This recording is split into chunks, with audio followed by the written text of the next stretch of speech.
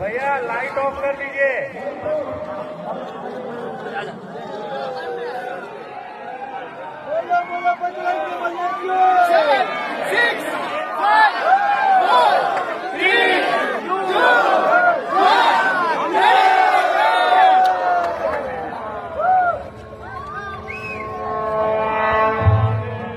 సర్వ మానవాళికి రక్షకుడు, మనకు కొండంత అండగా నిలిచేవాడు, మనసులో తలచిన వెంటనే గుండెల నిండా ధైర్యాన్ని నింపగలిగే మహాయోధుడు, అభయహస్తంతో ఎల్లవేళలా మనల్ని కాపాడే ఆ పవనపుత్రుడి ఇప్పుడు మనసారా స్తుతించుకుంటూ శ్రీ పంచముఖ ఆంజనేయ స్వామిగా అవతారమెత్తిన కథ దృశ్య రూపంలో తిలకిద్దాం రండి.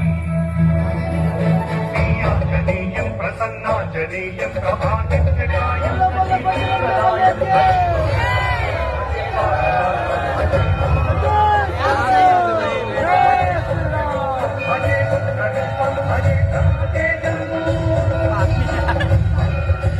అది రామాయణ మహాయుద్ధం.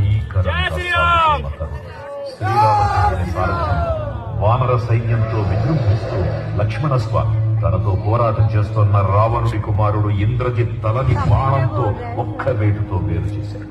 ఇంద్రజిత్ మరణ వార్త విన్న రావణుడు ఆవేశంతో ఊగిపోయాడు. ప్రతీకారం కోసం పాతాళ లోకాధిపతి తన సోదరుడు అయినటువంటి మహిరావణుడి సహకారం కోరాడు.